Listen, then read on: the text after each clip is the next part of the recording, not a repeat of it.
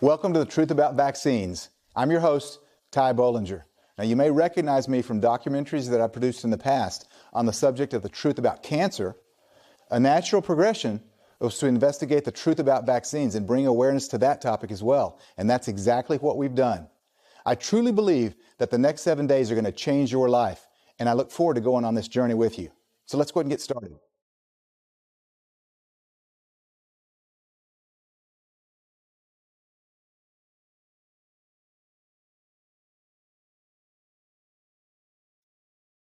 It's a commonly held belief that people, including doctors, are either pro-vaccine, in other words, they believe that all vaccines are safe and effective for all people all the time, or anti-vaccine, in other words, 100% against all vaccines all the time. But is this accurate? Are these the only two legitimate positions about vaccines? It's absolutely ridiculous to even talk in terms of pro or anti-vaccine. The reason why is that it would be like talking in terms of pro or anti-antibiotic. So you can know that it's absolutely wonderful to have access to antibiotics when you need them, when they're being used appropriately, when there's a bacterial infection that an antibiotic can really help beat. That doesn't mean that you would prescribe an antibiotic for a viral infection. But somebody, a doctor or a parent who didn't want an antibiotic for a viral infection, you would never call that person anti-antibiotic, right? So when people are questioning vaccine safety or vaccine efficacy or vaccine necessity, that does not make them anti-vaccine. That makes them pro-science and pro-common sense and pro-public health. The truth is, we all care about the same thing. We care about having healthy children and a healthy population. Nobody is anti or pro-vaccine. We are all pro-kid and pro-health. And questioning certain aspects of our current CDC vaccine schedule is actually really important if we want to make sure that our kids are safe and healthy. I agree with Dr. Margulis. We all care about the same thing. We all want to make sure that our kids are safe and healthy. That's it. I think we can all agree on that, right? This docuseries will be focused on the scientific integrity of vaccine studies, the safety and efficacy of about a dozen particular vaccines that are in the CDC's current schedule, and the vitally important topic of vaccine freedom of choice. I don't want my opinions to get in the way of scientific facts, nor do I want to influence anyone to do anything against their own conscience. My goal is to present the truth so that you, the viewing audience, can make an educated decision for you and your own family. What's the theory behind vaccines? I asked Dr. Paul Thomas, a board-certified pediatrician from Portland, Oregon, this very question. What is the theory behind vaccines? Why do they work? Or what's the theory behind why they work? Well, before I get into that, I just want to mention what we've lost in this whole vaccine discussion is that what really keeps us healthy is a strong immune system, all right? Now, having said that, is it possible to use your immune system and promote some aspect of it so you develop immunity against something that might be causing harm? And I think the theory of vaccination goes way back to smallpox, cowpox, Jenner, and all those pioneers.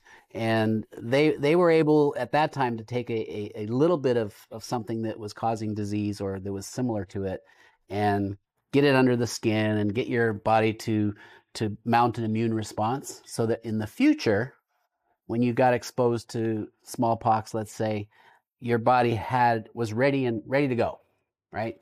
So in a simplistic term, I think that's what we're trying to do with vaccines. We're trying to prime the immune system with the organism that's been killed or pieces of the organism that's enough for the body to recognize it, and you develop antibodies so that next time you're exposed, your immune system reacts quickly and you don't actually get sick. So you'll have a huge immune response. And, to some extent, we've been successful, but where we've lost, we may have won a battle, but we've lost the war, in my opinion, is the collateral damage. We will be looking at the collateral damage, to use Dr. Thomas' exact words, over the next week.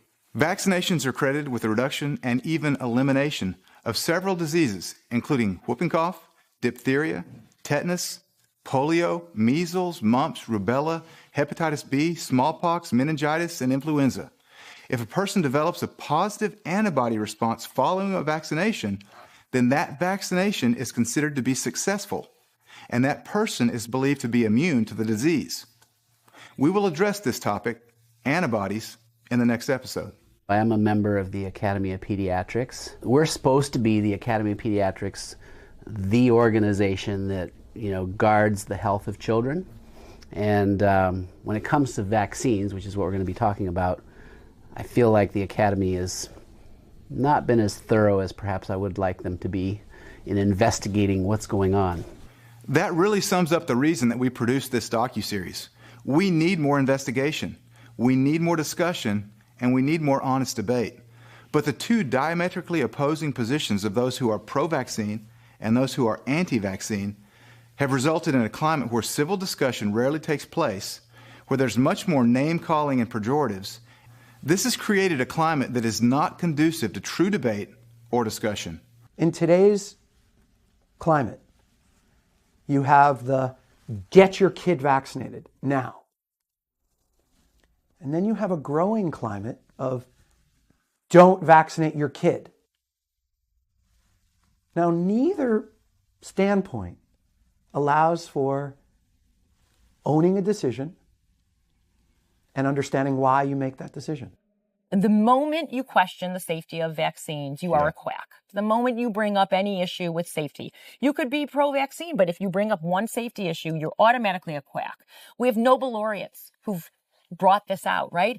These are Nobel laureates, and suddenly they're being called quacks and idiots and crazies because they're questioning the safety of vaccines. I think it's one of the most disturbing facts of our time that you can't even speak to the thing, the basic facts like vaccine inserts that state that all of these potential harms are possible and have been observed previously, and you can't even speak to them without being called an anti-vaxxer, whatever that's supposed to mean. If we look back in history, we'll see people like the Italian astronomer and physicist Galileo. He was convicted in 1633 for publishing his evidence that supported the Copernican theory that the Earth actually revolves around the sun. Galileo was actually called a heretic for his anti-scientific, heliocentric, in other words, sun-centered, views, and he was sentenced to house arrest, where he remained for the rest of his life. Now, we later learned that Galileo's scientific theories were actually correct and that the orthodox scientific community of his day was dead wrong. Over the next 7 days, we're going to present expert testimony, scientific studies, and medical data in as concise and understandable manner as possible so that you can make wise decisions based upon informed choice. A big part of making wise medical decisions is the concept of informed consent. The idea behind informed consent is that whenever you do a medical procedure, you have to talk to the patient about the benefits of the procedure, the possible complications with the procedure, and the other options that you may have. So with vaccinations, you have to talk about what are the positives of vaccinating your child, what are the potential negatives of vaccinating your child, and what are the alternatives. And one of the alternatives always has to be not vaccinating or spacing out the vaccines. And the problem is that doctors are incredibly busy. They're getting, they have less than 15 minutes in the office with a family. They hand them a piece of paper that comes from the CDC. That's not informed consent. That's not really saying to them, okay, look at this is really the pluses and minuses. And the problem is that most doctors in America haven't actually taken the time to do the fundamental research that they need to do to figure out what the true risks and benefits are of any given vaccine. So in this country, we don't really have informed consent when it comes to vaccines. There's a term that I remember vividly being taught in medical school, and that's iatrogenic. So iatrogenic is caused by what we do. All right, if you take Like what a doctor does. Exactly. So if you take a medicine that I prescribe and it makes you ill or causes you harm, that's iatrogenic. All right. And I think we've lost our way in looking at vaccines and looking at what are the iatrogenic effects. In other words, what harm is being done by our vaccine program. So, I wrote this book, The Vaccine Friendly Plan. Because just so people know, you're not anti-vaccine. Absolutely not. So the dilemma I was in 2008 after I had those 4 cases of children who regressed into severe autism, and I'd already learned about toxicity. I'd read studies on thimerosal, on aluminum toxicity. I mean, there's books on this topic. I could no longer ethically keep doing vaccines business as usual with the CDC schedule. And the things that concerned me the most were that hepatitis B dose for newborns. Back then, they weren't pushing vaccines on pregnant women. That's happened since. And the sheer number of vaccines that were being given, for example, at the 2-month visit, we were giving 6 different vaccines, 3 of which had too much aluminum. So you're multiplying huge toxins, adding on top, and it was just clearly not a scientifically justifiable approach when you understand toxicity. If you're going to give parents informed consent before they take these vaccines, don't just tell them that the vaccine was responsible for lowering the incidence of cases of measles. Tell them that there's studies that if you take this, showing that if you take this measles vaccine, you're statistically significantly more likely to be hospitalized after receiving that vaccine. Okay? You're more likely to have epileptic seizures. You're more likely to have allergies as a result of that vaccine. Okay? That's well documented. You're more likely to develop cancers and heart disease in later life if you've taken that vaccine, because it has suppressed you from being able to develop those protective effects that you gain when you are exposed to that disease naturally as a child. So if you want informed consent, you have to have all of that information, access to all of that information, so that then you can make an informed decision, and then you have to be free to accept or reject vaccines. According to the CDC, there is no federal requirement for informed consent regarding immunizations. For state and local regulations, you need to check with your local or state health department. So this is a 10th Amendment issue, since the 10th Amendment states that all powers that are not specifically given to the federal government are the responsibility of the states. Whatever was not defined in the Constitution as a matter for the federal government defaults to the states. Public health laws are state laws. Vaccine laws are state laws. Now, the federal government has to protect the borders.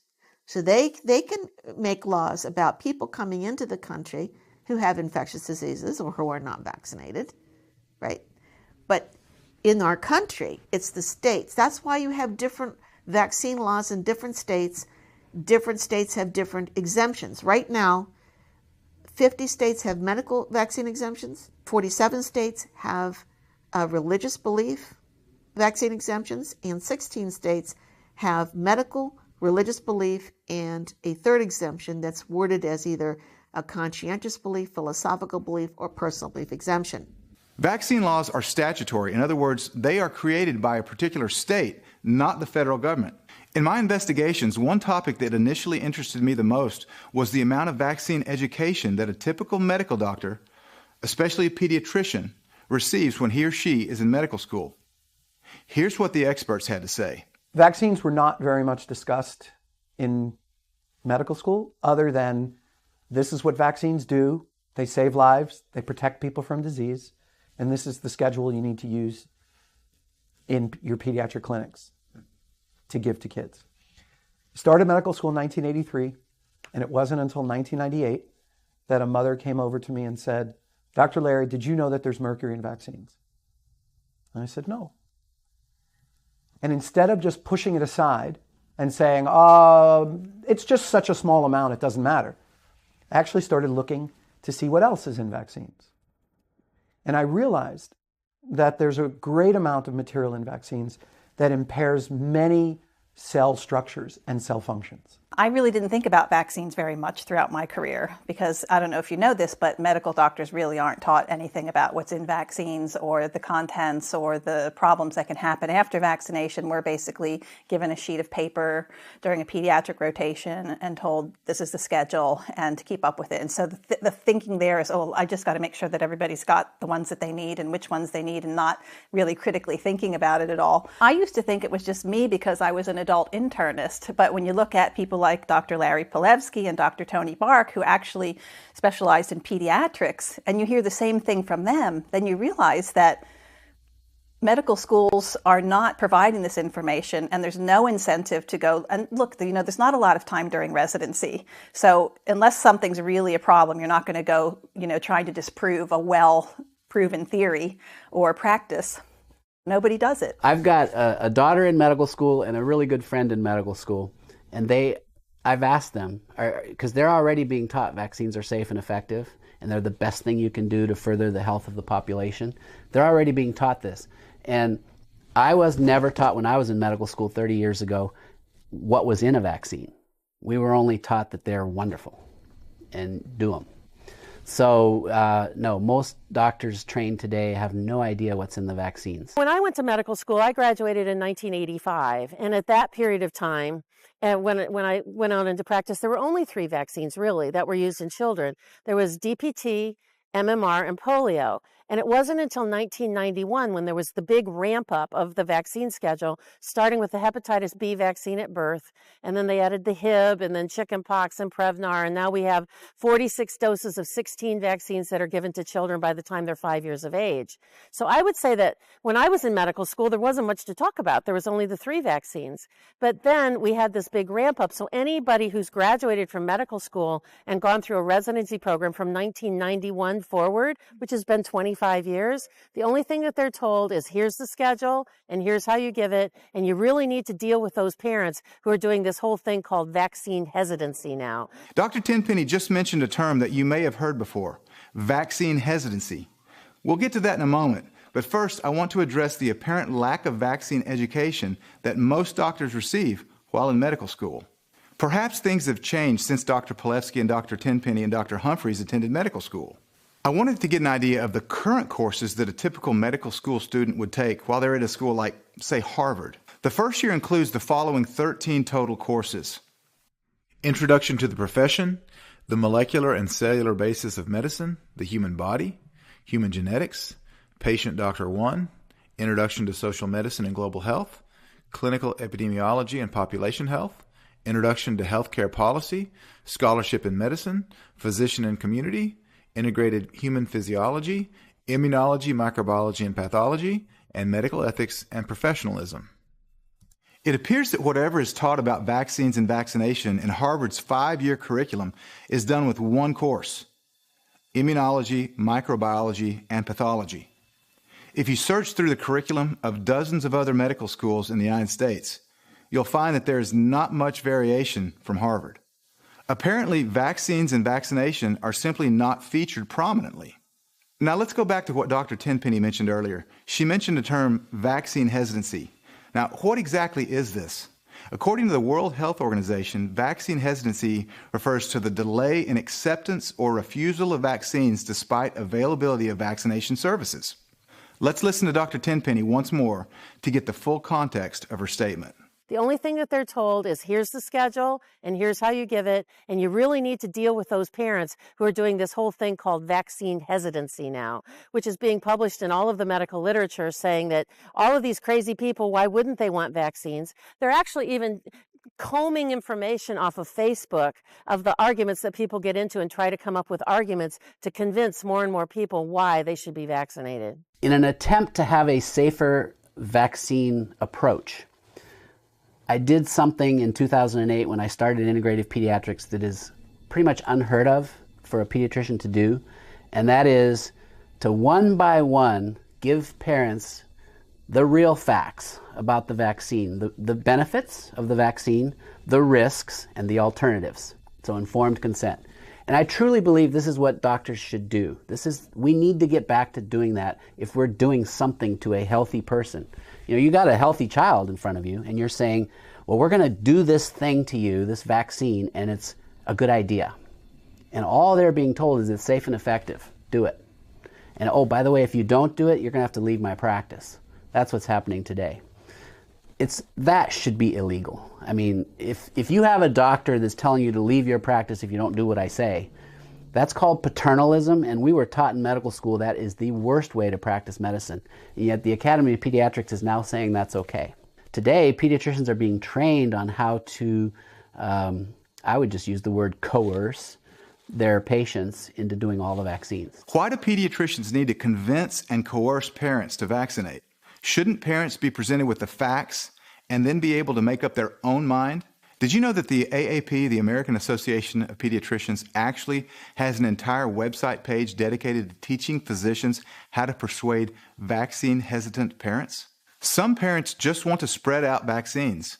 But in the video entitled, "Are There Too Many Vaccines?", in order to convince the mother, who's really an actor, that there's no need to spread out vaccines and that really doesn't give you any additional benefit, the doctor, who's also an actor, refers to a study of over 1,000 children where, quote, researchers found no evidence that getting all the vaccines on time during infancy is associated with any developmental delays. The study to which she was referring was published in the journal Pediatrics in June of 2010. Sure enough, here's the conclusion, and I quote, "Timely vaccination during infancy has no adverse effect on neuropsychological outcomes 7 to 10 years later. These data may reassure parents who are concerned that children receive too many vaccines too soon." That's the actual conclusion. Now, the children studied were born between 1993 and 1997. So let's take a look at the actual vaccine schedule back then. In 1995, prior to 18 months, a typical baby would receive the 3 doses of the Hep B, DPT, Hib, and polio vaccines, as well as the MMR, a total of 13 doses. However, according to the CDC schedule in 2016, by the age of 18 months, a typical child would receive 3 doses of Hep B, 3 doses of rotavirus, 4 doses of DTaP, 4 doses of Hib, 4 doses of pneumococcal, 3 doses of polio vaccine, influenza, and the MMR, varicella, and 2 doses of Hep A, for a total of 26 doses. That's exactly double the doses that were studied in the original study. How can the AAP take a study that concluded that 13 doses had no effect on neuropsychological development, and then apply that same study to 26 doses and come to the same conclusion without any further studies? Let me ask you a question. Is it possible that some vaccines work and some vaccines don't? Is it possible that some vaccines cause severe side effects and some don't? We have to look at vaccines on a vaccine by vaccine basis. So saying that you have concerns about the hepatitis B vaccine, about the infant series of the hepatitis B vaccine, which is not based on science, doesn't mean that you want to throw the baby out with the bathwater and you want to do no vaccines ever for any children. That's not what this is about. But what ends up happening is that a parent who says, like I did, a parent who says, I want more information, I don't think I need the hepatitis B vaccine, I'm hepatitis B negative, my husband is too, we've been in a monogamous relationship for 3 years, there's no chance that my child could get exposed to this disease, is then told, well, you're an anti-vaccine fanatic, how dare you question our science, which, and then is vilified and ridiculed, and then that parent ends up turning away from all vaccines because they've been sort of ostracized by mainstream medicine. Another problem that I see out when people talk about vaccines is that it's very convenient to paint all vaccines with the same brush, and we can't do that because the fact of the matter is there are different kinds of vaccines. Some of them have live viruses, some of them have killed viruses, some of them have killed bacteria, some have pieces of bacteria, pieces of virus, and so we have to distinguish: are we talking about a live virus, the influenza vaccine? We talked about pertussis, whooping cough, but we didn't talk about the vaccine. But that's another killed vaccine, a subunit vaccine, meaning it has particles of the either some of the toxins or some of the pieces of the external bacteria, and so those vaccines don't stimulate immunity on their own. You have to add aluminum to them, whereas influenza vaccine, you don't have to add aluminum to the influenza vaccine, but most of the other killed vaccines, you do need to add aluminum. And when you do that, what happens is you're stimulating that more of an antibody response than a cell-mediated response. And so those are the people that are going to be more prone to allergies later, and who won't have. That's why you need, when you're a newborn baby at 2 months, 4 months, 6 months, in 1 year, and then again when you're 4 years old, and now we're told that every time a woman is pregnant, she needs to get a pertussis vaccine. Well, that's why, because immunity is really short-lived after those particular vaccines. Dr. Humphreys just articulated other issues that arise when vaccines are painted with a broad brush. Some vaccines need additives or adjuvants to create the immune response. And there are different types of immune responses. In other words, antibody versus cell-mediated. The polio and the injected flu vaccines and the DTaP are composed of inactivated kill viruses, while the MMR, measles, mumps, rubella, is composed of a live virus. It's important to remember that there are various types of vaccines, and all of them are different, with different ingredients, different risks, different side effects, different benefits. But let's get back to our focus on the current CDC vaccine schedule, which is one of the things that almost every doctor is taught while in medical school. When I was a baby in 1968, I think I got about 3 or 4 vaccines in total, and I was considered to be fully vaccinated. But in order to be fully vaccinated today, it's much different. What we have now is 69 doses of 16 vaccines that the federal government is saying all the children should use from day of birth to age 18. Back when my children were receiving vaccines in the late 70s and 80s, it was 23 doses of 7 vaccines. So we've had a tripling of the numbers of doses of vaccines that children are now getting. And in that time period, as this dramatic escalation of the child vaccination schedule has occurred, what have we seen? Have we seen children be healthier? Just the opposite. We have an epidemic of chronic disease and disability. 1 child in 6 in America now learning disabled.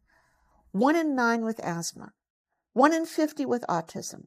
1 in 400 developing diabetes. Millions more with inflammatory bowel disorders, rheumatoid arthritis, epilepsy. Epilepsy is on the rise. We have children who, 30% now of young adults have been diagnosed as having a mental illness, anxiety disorder, bipolar, schizophrenia. This is the worst public health report card in the history of this country. And it has coincided perfectly with the tripling of the numbers of vaccines. If a pediatrician does not abide by the standards of vaccination and promulgate them, then they themselves become legally liable for being sued. So even if they're open and they're like, oh, well, she doesn't want to vaccinate according to the schedule, and then someone actually gets injured or gets an infection, then they themselves could be legally liable. Whereas they are completely expunged of all liability if they follow without any thought the vaccine schedule. When I was a kid, I got smallpox vaccine and I got polio vaccine, and that was it.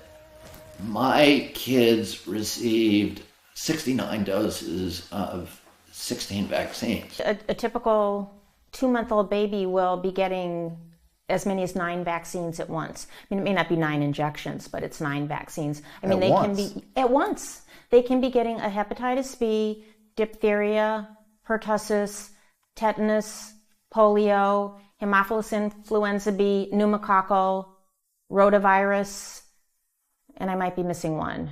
I'm pro-vaccine. I had all 6 of my kids vaccinated. I think vaccines have saved millions of lives, and I just accepted the dogma that they were safe, and that's what the science said. I started looking at the science, and I started calling people within the agencies. I called Paul Offit, who was a big defender of vaccines, and I called Kathleen Stratton at CDC and other people within the agencies, and I started questioning them. And their answers, they gave me the answers that they gave to the public, but I was informed about the science. And when I started drilling down with them on the science, it was clear that not only that the science they were citing me was bogus, but that they knew that it was weak, and they were unwilling to defend it in front of informed criticism. And that shocked me, because these were not, I was used to environmental agencies becoming captured, but a public health agency that is charged with protecting the health of our children, to lie about science and to manipulate science, which is what they were doing, just seemed criminal.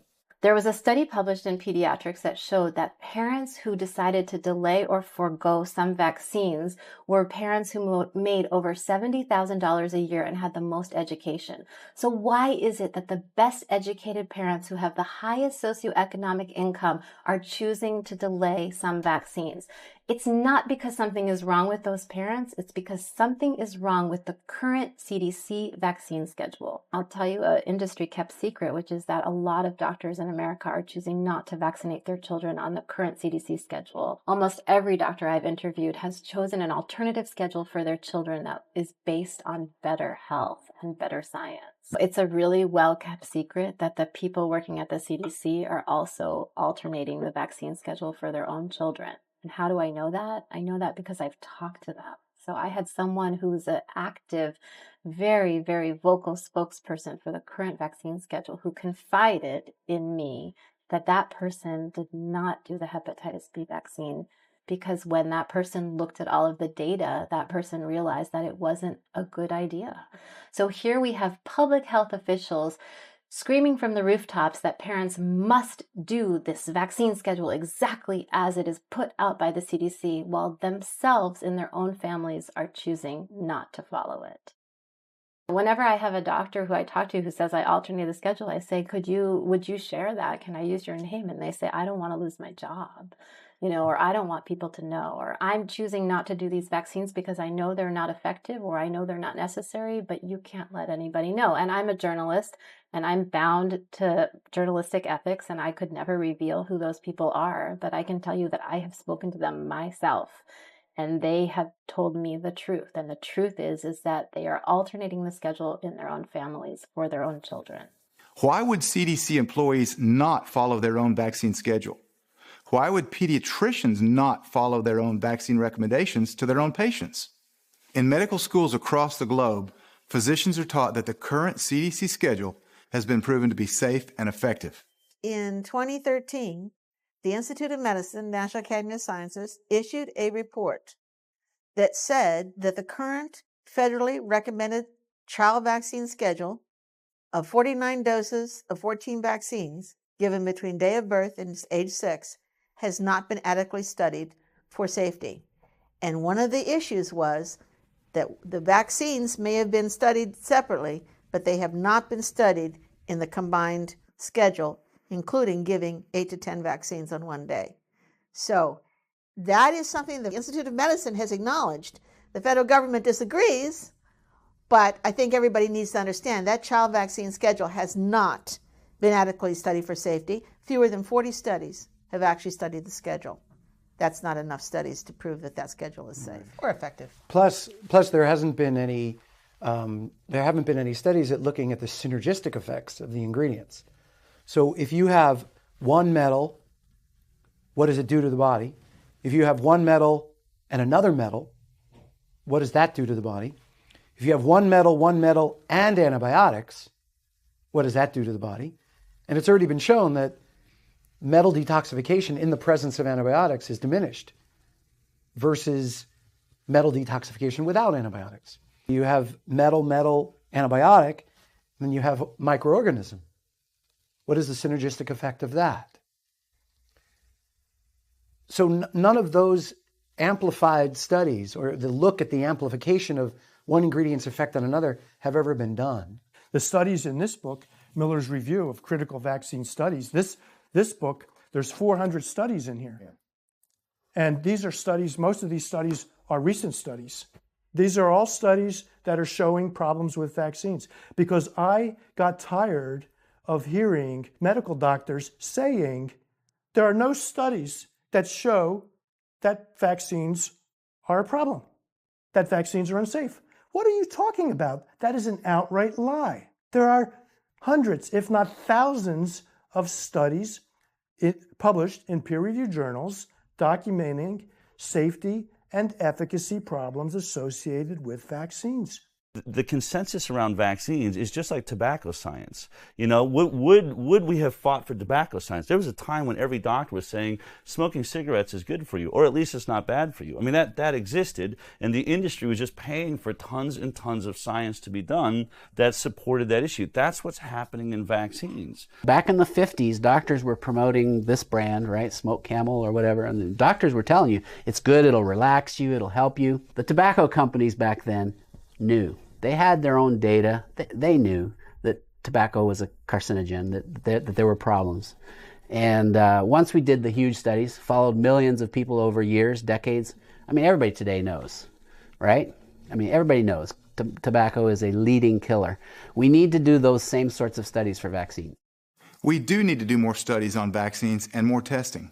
While the CDC recommends polio, hepatitis B, diphtheria, tetanus, pertussis, rotavirus, Haemophilus influenza type B, and pneumococcal vaccines for 2, 4, and 6-month-old infants, this combination of 8 vaccines administered during a single physician visit was never tested for safety in clinical trials. In addition, the CDC report entitled Mixed Exposures Research Agenda states exactly the opposite and concluded that mixed exposures to chemicals, including pharmaceuticals and stress factors, may produce unexpected deleterious health effects. In the executive summary, we read this, and this is a quote: "Exposures to mixed stressors can produce health consequences that are additive, synergistic, antagonistic, or can potentiate the response expected from individual component measures."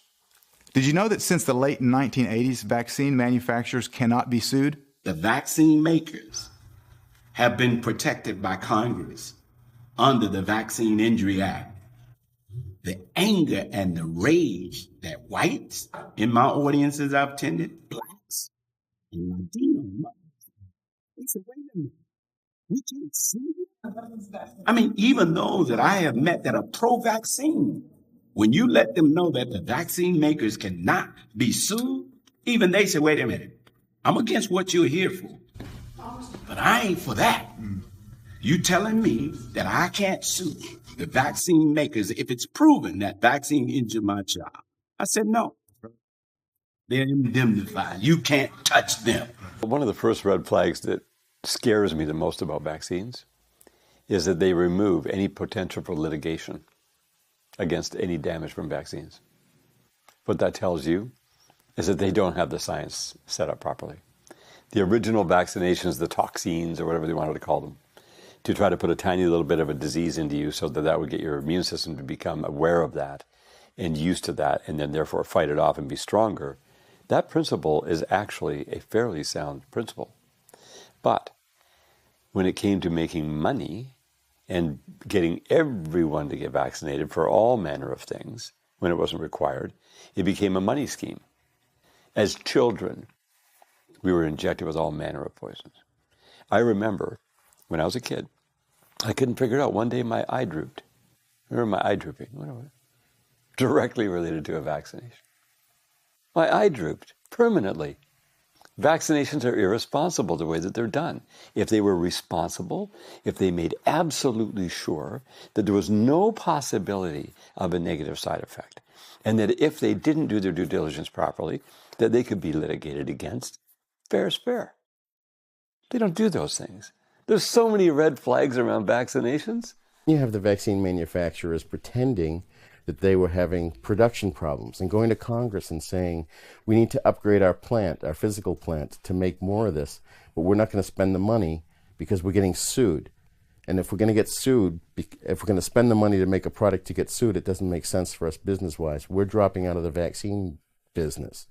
And all of the vaccine manufacturers went to Congress and told them, we're dropping out of the business unless you do something to make it so that we can stay in the business, which is where the Vaccine Compensation Program, the Vaccine Act, the Vaccine Court, the things that you've heard so many things about around this area over the past few days. That's where the whole idea came from. It came from the manufacturers who could no longer defend themselves, and Congress saying we need to protect the vaccine supply.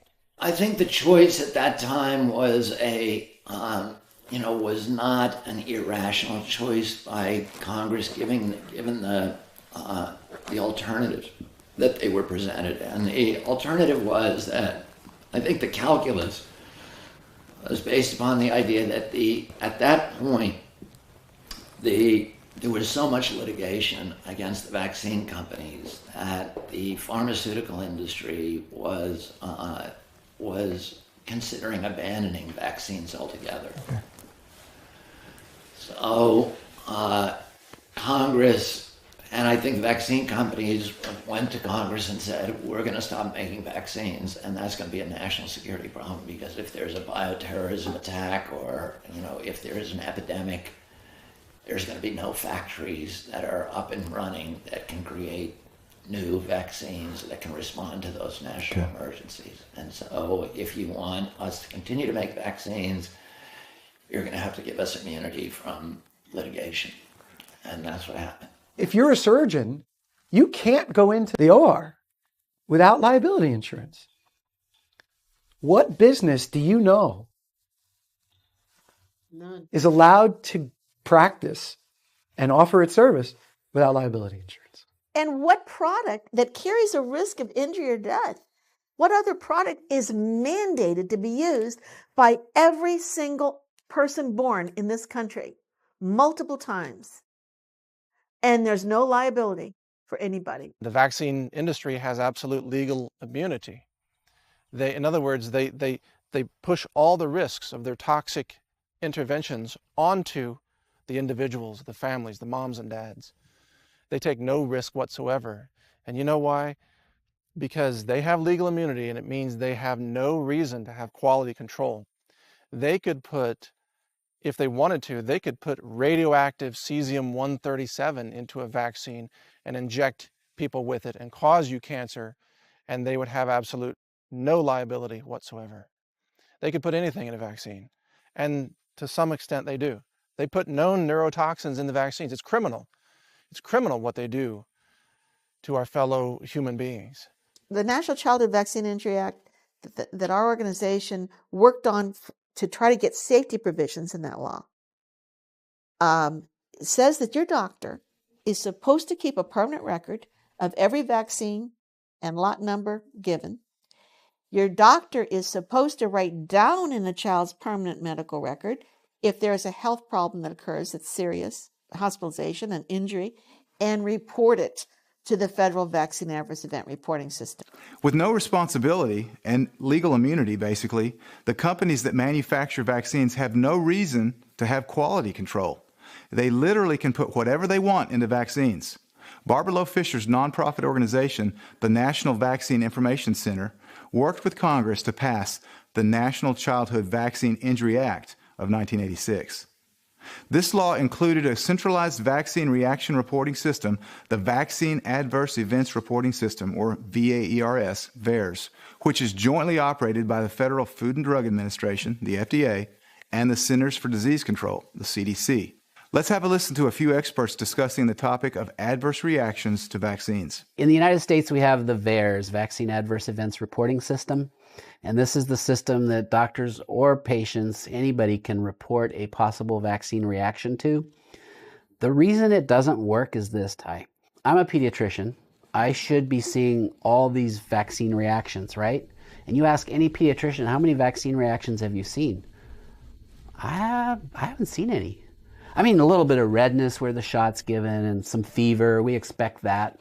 But no, I haven't seen any reactions. How can that be? Well, either there are no reactions or we don't know what to look for. I think it's the latter. So here's the thing. Kids will have seizures after vaccines and we'll say, oh, well, that's normal because you can have febrile seizures and that's a normal thing.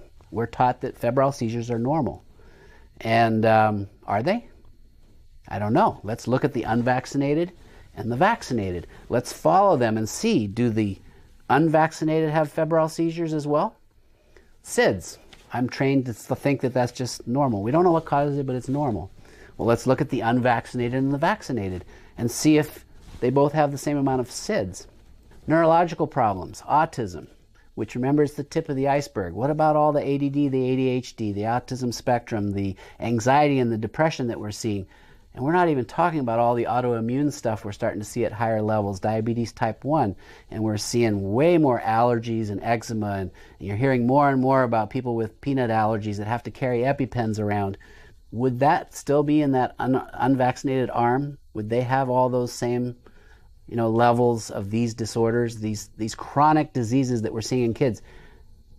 I'd love to see this study be done. That's what we need to do. I think there's a government industry collaboration to promote vaccination.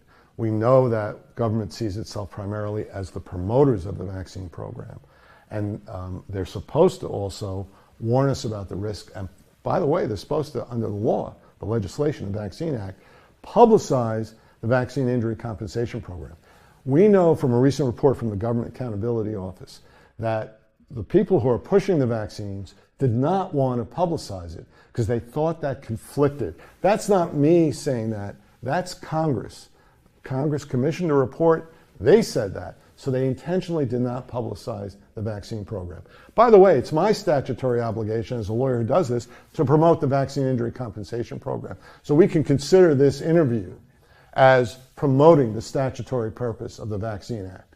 And everyone in our country, especially the doctors who don't know how to recognize vaccine injury, should know that there's a Vaccine Injury Compensation Program, should be familiar with the types of injuries that occur, and be receptive to it, and report it to the Vaccine Adverse Event Reporting System so that we can monitor what's going on. That's not happening. What we see on VAERS is not 1/10 of the injury, which is what the government says. The government says it's probably 1/10, right? It's probably 1/1000th. And I say that because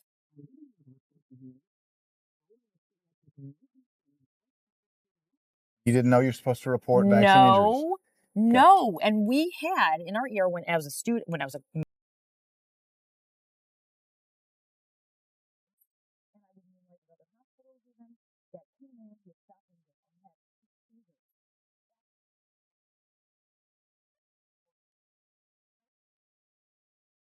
Didn't even know. No. It was kind of like we knew that happened. Okay. But they didn't get reported. So think how many don't get reported. Doctors are not taught what a vaccine adverse reaction looks like.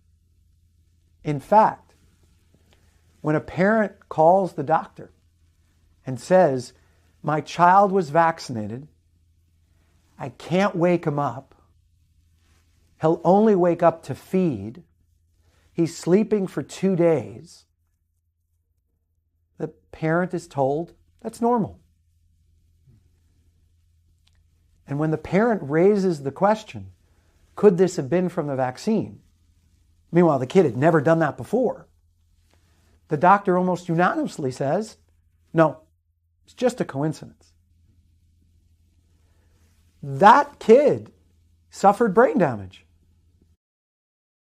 Sleeping for 2 days as an infant, not waking up other than to feed, that kid was brain damaged.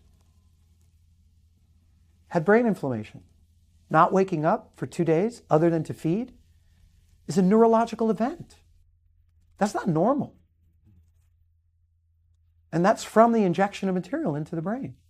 1989 is the year that this epidemic of childhood illnesses began. Autism, ASD, ADD, ADHD, speech delay, language delay, tics, something called misery disorder, which I've never heard of before. Tics is Tourette's syndrome and a family of grave neurological injuries that became epidemic that year. SIDS, narcolepsy, seizure disorders, things that, and of course food allergies and asthma. And all of those things began in 1989. On all of those illnesses, there's science today, there's science out there that indicates that those illnesses are being caused by thimerosal or adjuvants like aluminum or squalene or some other vaccine association. Something is happening to the brains of our children. Something is interfering with the normal neurosequencing of brain development. Because when babies are born, their brain is not developed. When babies are born, they have more nerve cells than their brains need. And it's through life experience that the tracks are laid down to create the proper sequencing of muscular development, speech development, cognitive development, and emotional development. Something is interfering with the proper sequence of those steps. Something is getting in the way of the brain developing properly.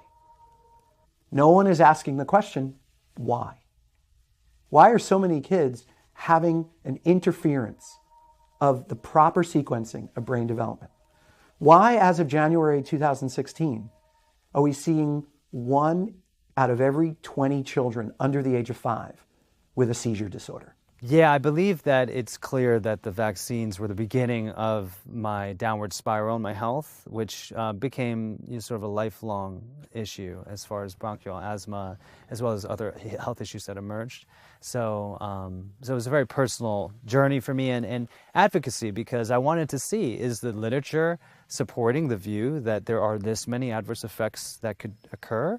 And it turned out, after spending 10 years looking at the research, I've got all of it on my website, there's actually over 200 adverse health effects that have been documented caused by vaccines in the schedule today. VAERS. That's the acronym for Vaccine Adverse Events Reporting System. The name itself implies that vaccines are not totally safe because of the fact that there are admitted adverse reactions. After the legislation was passed that exempted vaccine manufacturers from liability, there was still a small loophole in the law that allowed for manufacturers to be sued. But even that small loophole was closed in 2011 with a Supreme Court decision. You could still sue a manufacturer if you could show the manufacturer could have made a safer vaccine. In 2011, a case went to the Supreme Court, Brucewitz versus Wyeth. It was a DPT vaccine injury case. And the lawyers representing the pharmaceutical industry, government, and medical trade convinced the Supreme Court that there should be no liability at all for the pharmaceutical industry when it comes to vaccines that are licensed by the FDA as safe and effective. The Supreme Court majority, with 2 dissents, Justices Sotomayor and Ginsburg dissented. The Supreme Court said vaccines are unavoidably unsafe, and there shall be no more lawsuits against any vaccine company. So legally, they're classified as unavoidably unsafe. That's their legal classification. And when I say that in court in these state, cases that I have, which are not injury, obviously that's federal court. Right. The judges always stop me and go, "What? What did you say? Wait, repeat that. Yeah. Repeat that." And I'm like, they're legally classified as unavoidably unsafe, Your Honor. And then they're like, whoa, wait a minute. So today, if you or your child are injured by a vaccine or your child dies from a vaccine, you cannot hold anyone accountable in a civil court of law. Anyone who makes and sells the vaccine, who regulates the vaccine and who makes policy for the vaccine, who votes to mandate for the vaccine, or who gives the vaccine. The only one who's left with any responsibility of what happens to a child after that child's injured by a vaccine is the parent. My son sustained a permanent brain damage.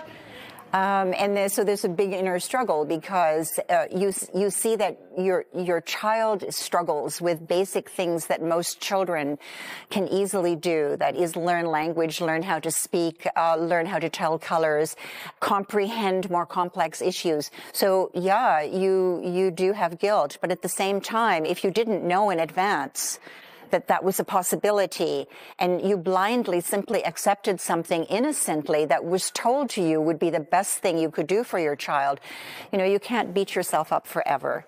Over the course of my travels, I was able to interview many parents, including several attorneys, who could personally testify that the 2011 Supreme Court decision that vaccines are unavoidably unsafe was no joke, and that what happened to their child was proof. Listen to Congressman Bill Posey from Florida describe how he believes that every member of Congress should co-sponsor studies to make sure that the vaccines we give our children are safe. But I think every member of Congress should be a co-sponsor. There's no why does anybody fear requesting a study? I mean, why does anybody fear it? And you go back through this stuff, and some of my friends here who are doctors, I talk about the issue with them. And they say, "Oh, you're nuts." There's been dozens and dozens of studies.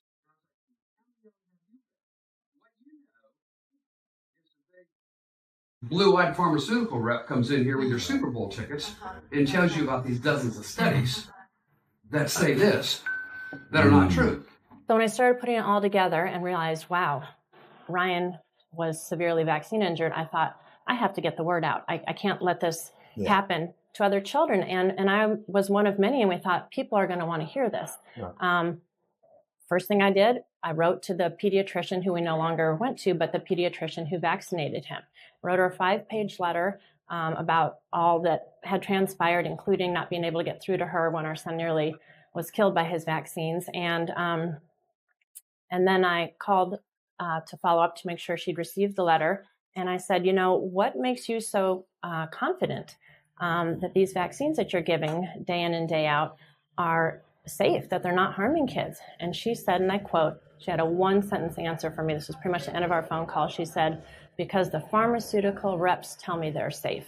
Mm. So, you know, the very people who are profiting from these products are the ones claiming their safety. They're also the ones who are allowed to do their own studies and tell the FDA, another safe vaccine, we want you to approve it. Right around age 2, I figured it out on my own with no help from my pediatrician. I woke up one morning, it was a Sunday morning, I'll never forget it, and a neon light in my mind, the word autism, and I just truly believe that was divine intervention. That was the day. I had just had my 3rd child 3.5 weeks prior to that, and I think God wanted me to get through that pregnancy before the bombshell and hit that there was something really wrong with our 2-year-old. Mm. And so he was subsequently diagnosed with autism, which is a term I hate to use because it is what the medical authorities and government entities and pharmaceutical companies have coined to divert the blame from themselves. It's really encephalopathy that he has. He has brain damage, catastrophic brain damage from his vaccines. He also has immune system damage. He has been tested. He makes antibodies to his myelin basic protein that covers every nerve sheath in your body. So you can imagine if your body is attacking that sheath on every nerve cell, your nervous system is not going to work. Yeah. He has GI issues. He has heavy metal toxicity. He has been greatly harmed by routine childhood vaccinations, and I refuse to call them immunizations. Vaccination most certainly does not equal immunization in any sense of the word. So right. He's now 22, a boy in a man's body, 6 feet, 4 inches tall, 180 pounds. On a good day, he has the cognitive abilities of a 5-year-old. He must be cared for 24/7, 365 while I'm here interviewing with you. A former tutor of his is taking care of him for 2 days. It's not normal to have to hire a babysitter to care for a 22-year-old man, but unfortunately, it's becoming the norm in our country. He still works with tutors 40 hours a week. We do a special behavioral program that helps them to learn new things and maintain that which we've already taught. And he's not able to work. He could not imagine a 4 or 5-year-old holding down a job. It's not going to happen. He's never gone on a date, and he never will. He's not going to get married. He's not going to have children. He's been robbed of leading the life that he would have lived had we not vaccinated him. And it's, as a mother, it's painful. If I could have one do-over, one do-over in life, no vaccines for any of my children. Are you enjoying episode 1 thus far? Have you learned some great information? Are you excited to see the rest of this show and the next 6 episodes? Do you think others would enjoy watching it as well? Do you want to support our mission to educate the world on the truth about vaccines? Then help us spread the word by clicking the links below and sharing on Facebook, Twitter, and all the other social media sites. Your support makes a huge difference in how many people we reach and ultimately how many lives are saved. Thanks in advance, and please click the links below to help us spread the word. Now let's get back to episode number 1 of The Truth About Vaccines. I discovered later that for the decade of the 80s, I was prosecuting the wrong drug dealers. But by the time I learned that, which was in 2002-03, shortly after that, we discovered that the drug dealers we should be prosecuting had immunity from liability. Well, what I mean is that I discovered, and this is largely a product of personal experience, that one of the greatest threats to the health of our children is, among other things, vaccines. And I say that without saying that all children get hurt by vaccines. Vaccines, it's arguable, play a very important role in promoting health. But I have seen, based on my personal experience, how vaccines can be damaging. And when I had that personal experience, and I fully recognize that the authorities do not agree with me, and we've tested that and unsuccessfully. But we discovered when I started pursuing that and trying to promote the interests of my own child, other parents started asking me about how they would bring a vaccine injury case because their kid was injured. This was primarily at the time, this was 2002, 3, 4, focused on parents of children who had been diagnosed with autism. And I didn't even know until 2002 that there was something called the Vaccine Injury Compensation Program, which was sort of an experiment in tort reform that changed the entire civil compensation system, taking it out of the courts and putting it into a special program. And when I discovered it, other parents couldn't find lawyers, so they started asking me would I handle their cases. And the rest changed my entire law practice and also essentially my entire life. Because now I focus at least 80% of my time on vaccine injury cases, and there are more than I can handle. I'm not suggesting that everyone on the government side or in the court, certainly not in the court, are bad actors, that they're doing this out of some ill will or some desire to hide something that they know about. The system is set up in a way that we cannot get at the truth. And that is a much more profound policy problem that's cultural, that's societal, that's political. We start from the position of what we're for, not against. We are not against anything. We're for our kids. And if you could show us that anything is going to benefit our children, we're all in. And we showed that by believing whatever the medical community, and I'm not against the medical community, said to do about vaccines, and we did it. And so as a DA, as a prosecutor, I deal with circumstantial evidence, and I look at motives, right? And so all we did that really started a storm in our community and really internationally was share our testimony and give our opinion. Share our testimony and give our opinion. Our testimony is our journey with our son about how he was developing normally. We have the pictures like so many other families. Hundreds of thousands of other families share our story. We have pictures, we have video, he's reaching all his milestones, then something happened. Something happened, there was some intervening cause that made our son not be normal and not develop the way he was. And so we have to ask ourselves, what was that? We didn't drop him, we didn't get in a car accident, he wasn't exposed to any chemicals other than vaccines, and that was the only intervening cause. And it was immediate. It wasn't like it was months developing, a year, not even a week. It was immediate. I mean, it was almost like we were driving down the road, got in a car accident, we walk away, but our son doesn't. It was that type of an event. And so that we shared that journey, and then in my opinion, in my wife's opinion, and it wasn't immediate, it wasn't like we just automatically thought it was vaccines. We believe that the vaccines caused is the tipping point, over the edge, the straw that broke the camel's back, whichever way you want to say it, that caused our son to be in the situation that he is now. We have 4 children. So we kind of went the same route with the first 2, Maya and Michael, who were vaccinated. And Maya even had some reactions as well with the skin allergy and hives, breaking out in hives. And then our 2 youngest ones, Leah and Zaiter, have never been vaccinated. And they're completely, I mean, the way they developed is completely different. It's apples and oranges. I tell people that we became an unintentional study. We have 2 children that we followed the schedule. And again, we didn't know any better. We followed the schedule. And our first daughter, tremendous hives. After like 4 or 6 months, I don't remember which round, they thought it was an autoimmune disease. First-time parents were freaking out. We had some fool actually tell Davi that she was allergic to breast milk, which is insane. And you know, she loves breastfeeding her children. And poked her and prodded her. Nobody gave us an answer. So we just kind of went on. We just didn't know. We didn't know anything about it. And we didn't even think about vaccines. I mean, when it happened immediately after also, but God forbid anybody blames vaccines. And so, and to this day, Maya, and we're in the process of detoxing her too. We have to look at her, even though she hasn't been vaccinated since she was 3, she's 8 now. She sleeps and scratches in her sleep. She does jujitsu, and when she sweats in her gi, she has these ringworms around her elbows and her joints, and so she has skin allergies. So we feel, and this is our opinion, and it's very frustrating for me. I'm a type A personality, you know, I trust the Lord, you know, and I defer to Him on everything I do, but in my flesh, I'm a very take control type of person.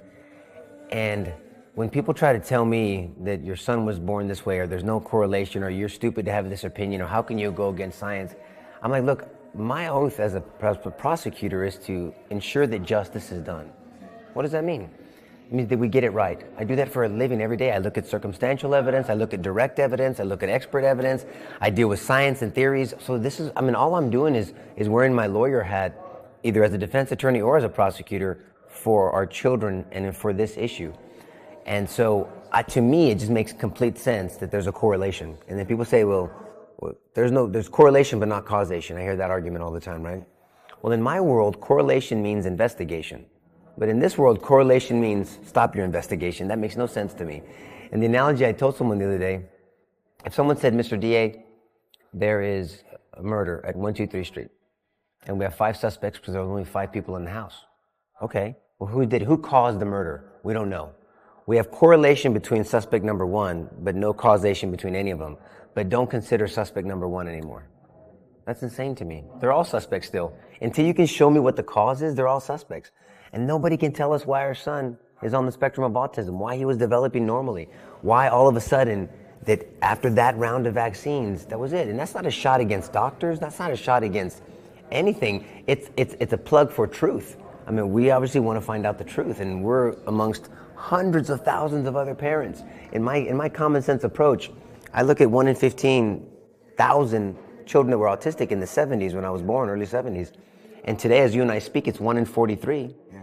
And with a projection, as you know, in 16 years of being 1 in 2, and people are just going to sit around and be politically correct and not worry about it? It's not about greedy lawyers, not about greedy trial lawyers. And it's not about parents who are looking for a free handout.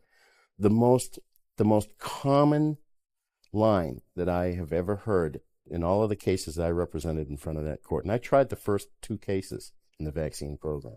I tried the first death case and the first live case. And from those cases on to the last case that I ever did, with the exception of 1 case, the first words out of the parent's mouth were thank God. Not thank you, not thank you to the judge, but thank God. And what they were saying was, thank God I have an answer. I didn't do this to my child. And when they come to me, the first session is, and I'm getting a little emotional myself, but the first session is heart-wrenching because they come to me and they say, I need to know that I didn't do this to my child. If I didn't vaccinate my kid would be just like all the other kids in the playground. What did I do wrong? And they get the answer from the court saying, the vaccine caused your child's injury. You didn't drop your kid. You didn't rock him on your leg too hard. You didn't squeeze him too hard when you were hugging him. It had nothing to do, you didn't put him in the crib the wrong way. Nothing to do with your parenting. It was an outside force that went into your child's body. That's the most important message that any of these mothers and fathers that you see in this hotel right now want to hear, is that they didn't do anything wrong. That's so important to remember. If you're the parent of a vaccine-damaged child, you didn't do anything wrong. You were just trying to protect your child. We learned earlier that vaccine manufacturers cannot be sued if a person is damaged or even killed due to a vaccine. But I'm sure that you've heard of large settlements being paid to families of vaccine-injured children, right? Like the Hannah Poling case.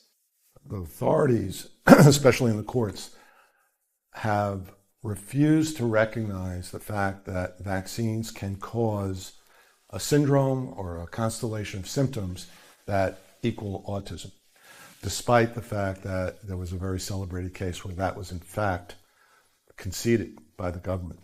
What was that case? That was the Poling case, a very well-known case where initially the government conceded that vaccines, specifically MMR and other vaccines, or 5 vaccines one day, caused autism-like symptoms because of an underlying metabolic susceptibility.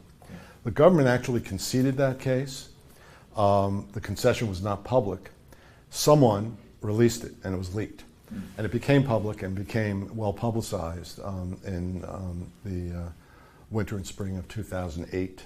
Hannah's father, John, is a Harvard-trained medical doctor and neurologist, and in 2008, he claimed that Hannah's autistic symptoms were caused by a vaccine reaction after she had received 5 vaccines, the DTaP, Hib, MMR, varicella, and polio, at the age of 18 months.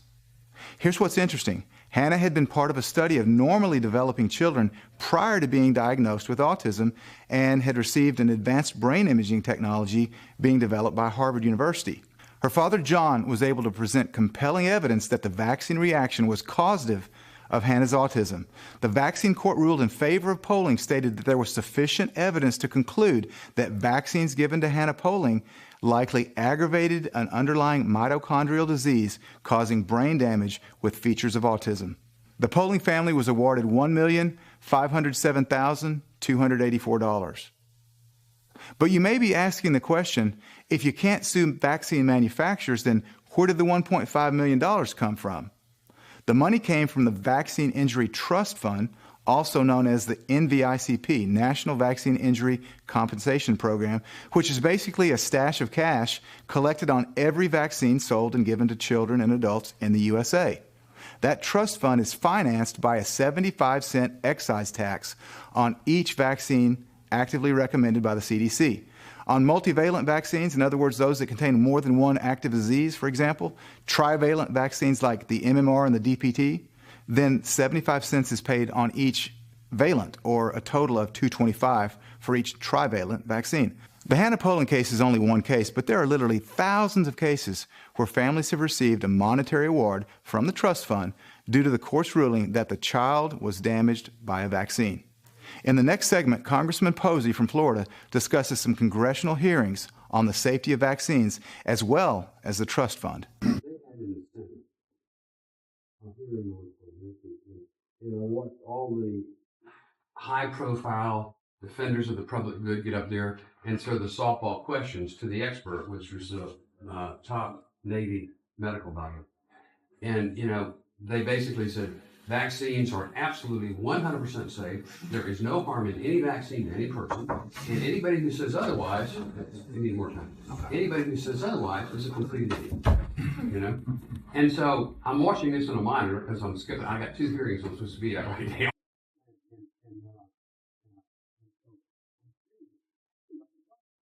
The trust fund, but nobody asked about the trust fund. I mean, if these things are 100% safe, why has the trust fund paid out over $3 billion to injured people? There's clearly a potential for harm. No question, no one will deny that.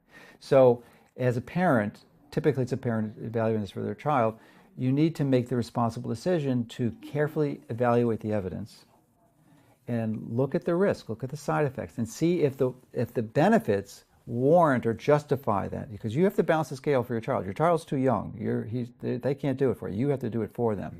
And if you do that and you carefully evaluate it, and you may reach a different conclusion than the public health authorities and your pediatrician is telling you. The vaccine industry only tells part of the story. They like to highlight children who are sickened by pandemics, measles, mumps, and so on. And they claim that vaccines are completely safe and effective, implying zero risk. Well, this is a distorted science or junk science on their part. The truth is that vaccines have risks themselves. And if you look at vaccinating very large populations, you end up with more children having side effects from the vaccines than would have caught the disease that the vaccines claim to prevent. There's no such thing as a completely safe vaccine. Every medical intervention has risk. And that risk is completely ignored, even denied by the vaccine industry, because they don't want people to think rationally and scientifically about risk versus possible benefits. It's interesting when you look at any kind of a medical intervention, whether it's drugs or chemotherapy or surgery, there's a risk versus benefit ratio. And an informed person makes a decision to go into that when the risk is low and the reward is high, right? That makes sense. But when it comes to vaccines, the risk is very, very high of damage and the reward is very, very low. And it's that equation that the vaccine industry does not want people to think about. And the question is, do the risks outweigh, the benefits and vice versa? And for some children, there is a great risk. And the real problem, the real issue is that we don't know which children those are. And because we don't know, we are exposing those most vulnerable, most at-risk children to these immunological agents. Congressman Posey mentioned $3 billion being paid to vaccine-injured people. On the U.S. Department of Health and Human Services website, I found the data report. Through January 1st, 2017, there was over $3.56 billion in total outlays to families of injured people. We need to evaluate the risks and the benefits of vaccines and then come to our own conclusions. The idea that we can't question vaccines now is derived from the success of what people believed happened with smallpox and polio. So whenever I get involved in a debate about measles vaccine or MMR or thimerosal, people say, yeah, but what about smallpox? What about polio? I said, we're not talking about those. We're talking about something completely different. Can we stay on topic? Can we focus on this and actually deal with the safety issue? We're not talking about either the benefits of vaccination, which are very questionable. There's certainly many, many questions that need to be answered. We're talking about the safety. The two very, very different things. Yes. People talk about the benefits when they really should be focusing upon the safety. Just because something may produce a beneficial effect, that does not make it safe. I was in a group practice with 4 other pediatricians, and around 2004-05, I saw my first case in my own practice, so a child that I'm taking care of who was completely normal at age 1, regress into severe autism over a matter of months. So by age 2, this child was nonverbal, no eye contact, suffering. Some of these kids suffer. They have pain. They have a severe abdominal pain and GI stuff, sort of the stuff that Wakefield was charged to look at back in the day. And I'm thinking, I'm reading, there's no link. We don't know what's causing it, but so I'm thinking it's a coincidence. It has clearly nothing to do with vaccines. Because that's what you were told. Oh, that's what I'm reading almost daily, right? We have what we call throwaway journals for pediatricians. So there's an infectious disease journal. If you look at all the ads in it, it clearly comes from, it's supported by pharma. But it's very well written. It looks good. It's glossy, and it comes across your desk weekly. And you read, pretty much almost every copy of that will have something that's elevating vaccines and putting down, any possible connection, right? Putting down Wakefield as a, fraud, and they would just repeat that. So you read that over and over again. I'm sort of reminded of weapons of mass destruction, and off we went to war. You hear it enough times, you start thinking it must be so. But anyway, next year, I get another case. My practice, a kid in my practice who was doing great, perfectly normal at 1, becomes severely autistic. And I was seeing at that time about 100 babies a year. So maybe slightly more. 100 to 150 babies a year would join my practice at that time. So that's an autism rate of 1 in 100, 1 in 150, which is about what it's been reported to be back then. I should remind you or tell you that when I was in medical school in 1985, I saw not one case of autism. So I'm at a regional center, Dartmouth Hitchcock Medical Center, and there I didn't see a single case. In my residency training in California, again at major centers, I had one case that I recall of what we called PDD-NOS, pervasive developmental disorder not otherwise specified. And that's sort of another code for autism spectrum. That's the term we used back then. One case in all those years. So it is true that the autism rate has just skyrocketed. Absolutely skyrocketed. You'll hear people say, well, we're just better at diagnosing it, right? Oh, come on. These cases that I'm telling you about, so to get back to them, you can't miss them. They weren't missed. They didn't exist. You cannot miss a kid who's got no eye contact and is flapping perhaps and not talking when they were talking before. This was something new. This was something different. Fast forward a couple more years, I had 4 cases. So in November of 2007, I walked into a room and there was a little fellow, I know his name, he's still my patient. And he'd been normal at 1 when I'd seen him. He'd seen my nurse practitioner at 18 months and was doing great. And he was like we're behind the window. He had his back to the window in a stroller, and he was just doing this. And I went up to him, and I said, called him by name and tried to get his attention. I can usually get kids to interact. Nothing. He was gone.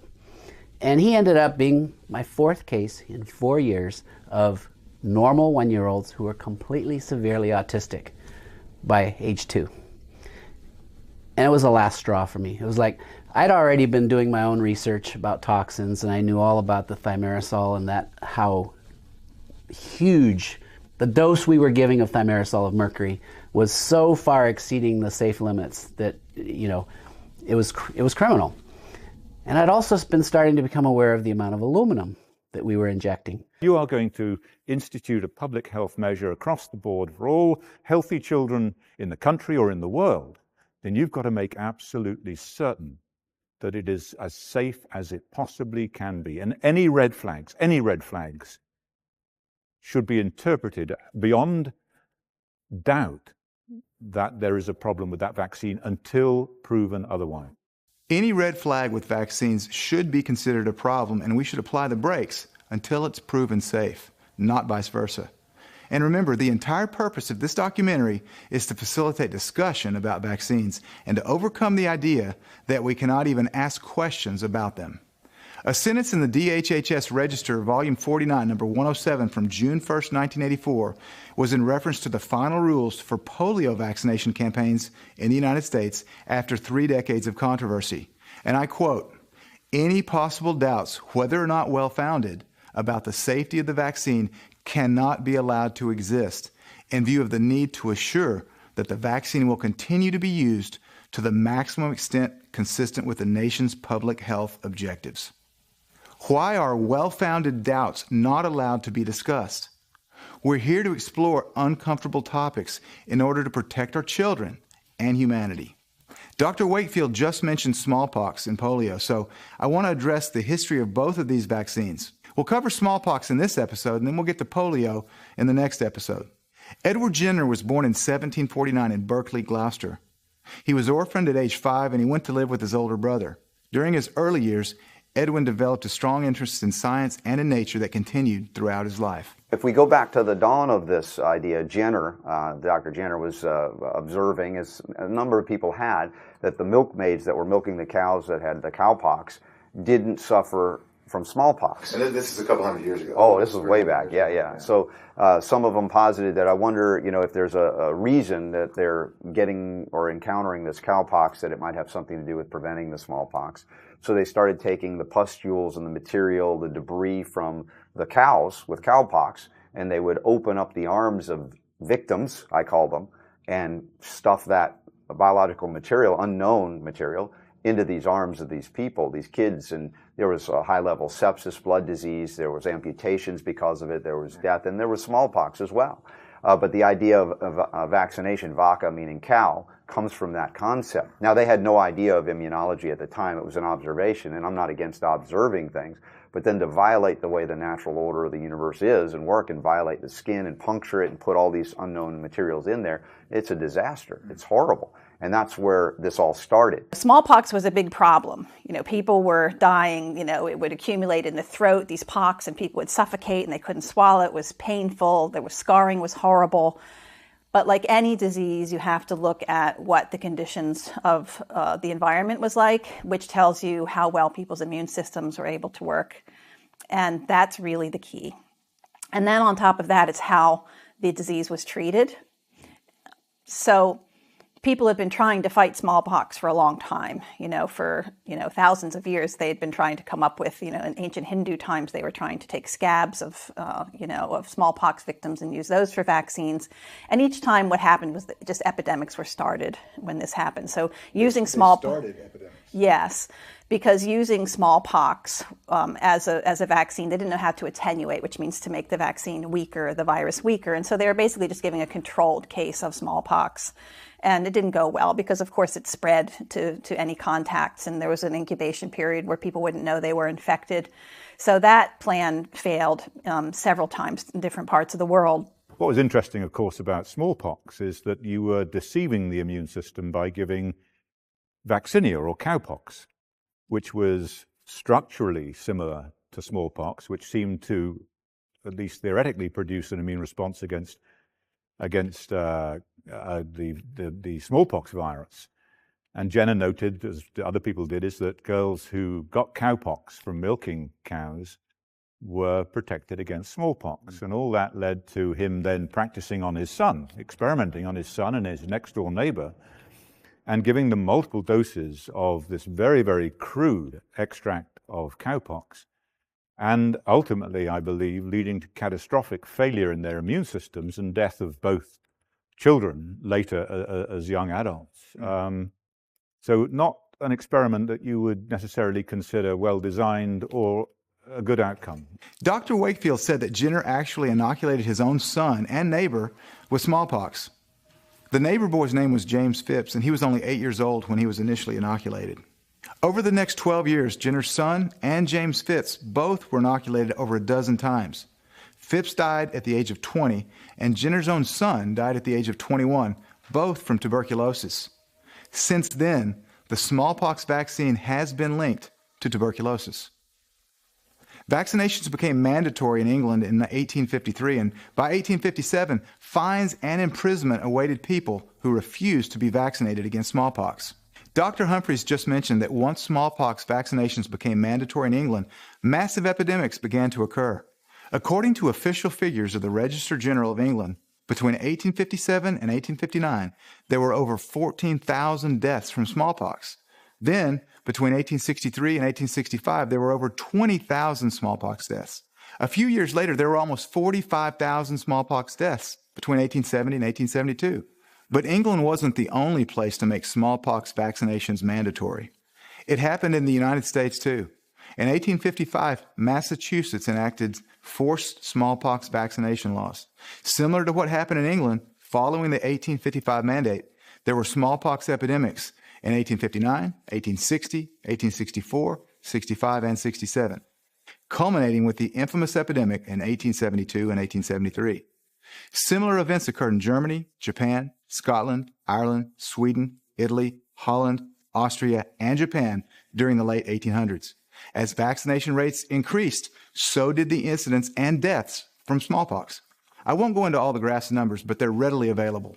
The doctors of the time were, saying that this is absurd, that we're still seeing plenty of smallpox in people who have been cowpox vaccinated, and that this vaccine is far from safe, that people were having major issues from it. Deaths were happening. In some cases, in the years that the vaccine was being used, the hospitalization rates and death rates for smallpox were higher than the years before the vaccine was even invented. Then there was, this episode in a city called Leicester in England at the time where they had a 95% infant vaccination rate and had some of the worst epidemics in history in that city. And so people were outraged because mandatory vaccination had been instituted. People were being arrested and, their belongings confiscated. Horrible. We went through a lot of these stories in the book.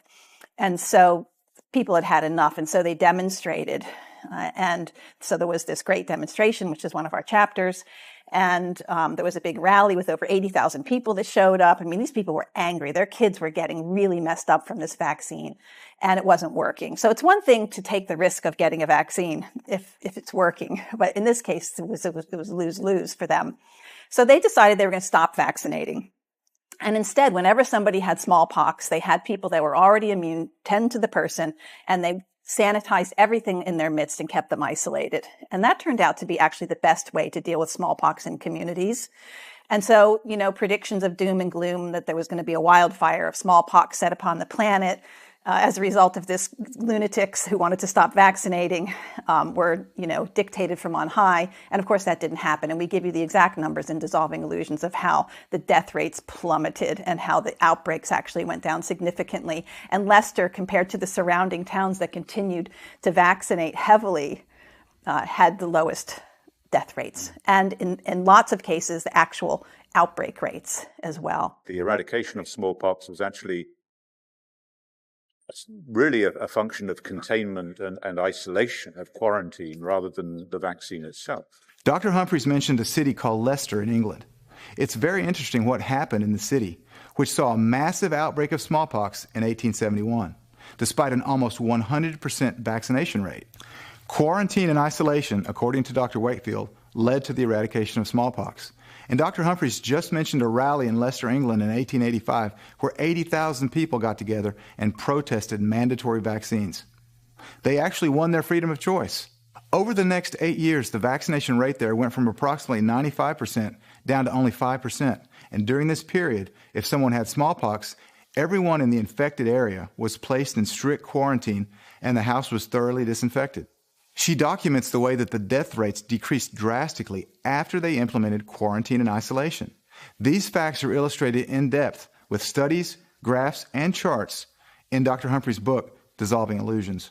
Consistent with this theme, according to the World Health Statistics Annual, 1973 to 1976, Volume 2, and I quote, "There has been a steady decline of infectious diseases in most developing countries, regardless of the percentage of immunizations administered in these countries." Now, that's certainly an interesting quote, and we'll discuss the decline of several infectious diseases in a later episode. We're going to look at the graphs, and we're going to see what's true and what's false. I want to focus on one word in that quote, the word immunization. Beginning with smallpox, the process was referred to as variolation or inoculation, and it was the beginning of what we now call vaccination. In today's vernacular, oftentimes the terms vaccination and immunization are used interchangeably. But are they the same thing?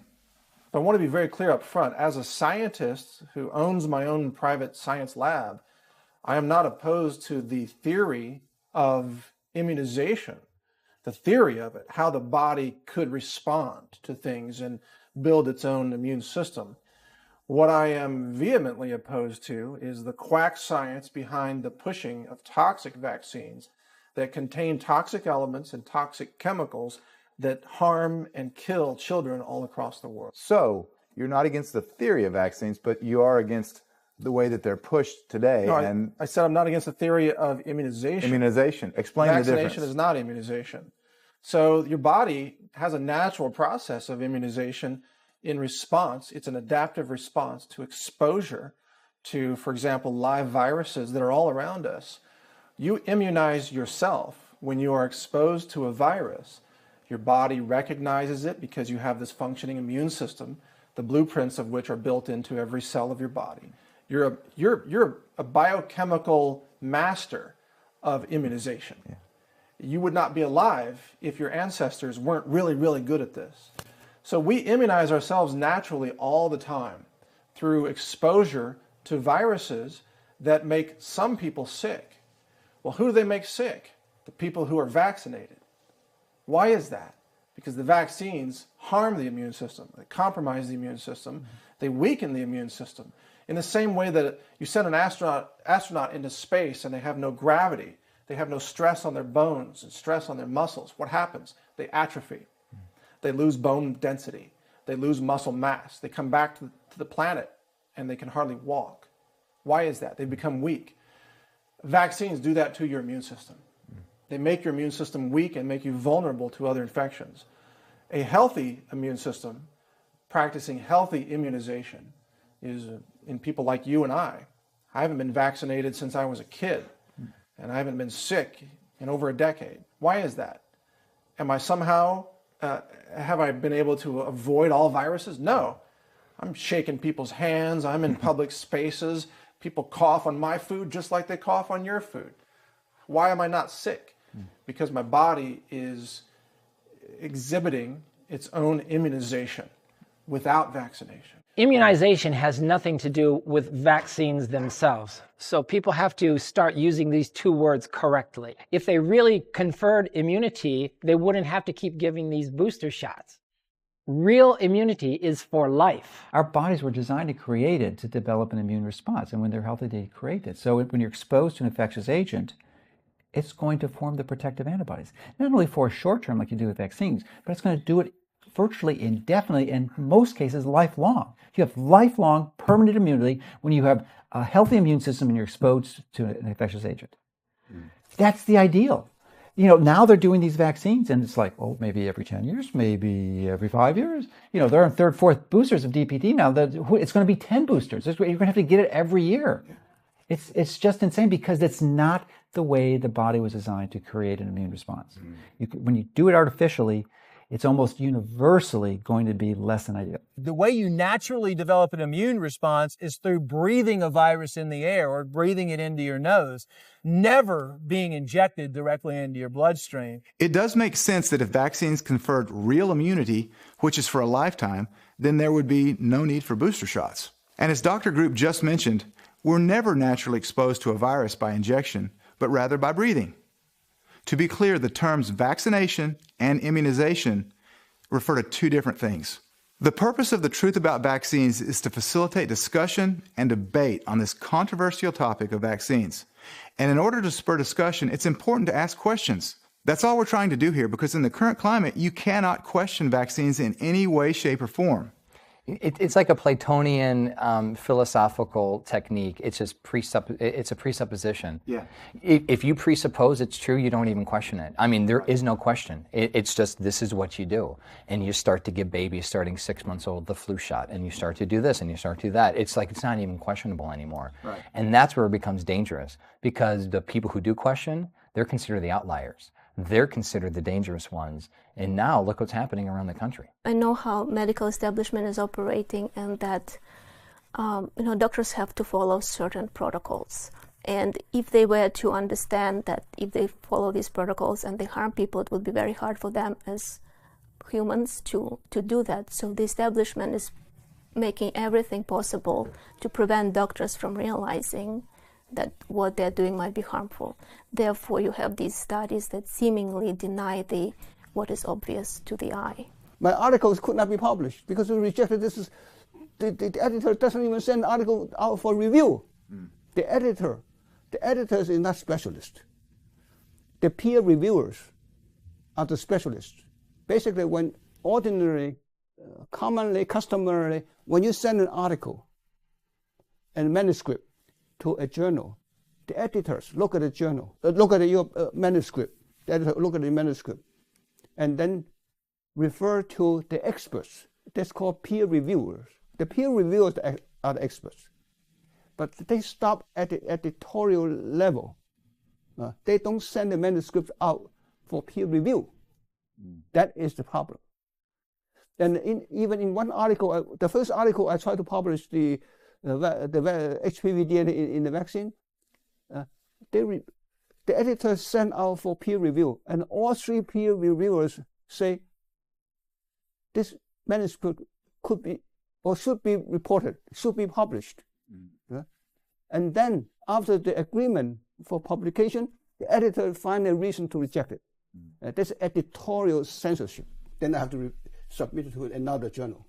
And fortunately, I find another editor who's more sympathetic. And you found a journal to finally publish it. That's our one of the problems in revealing the truth.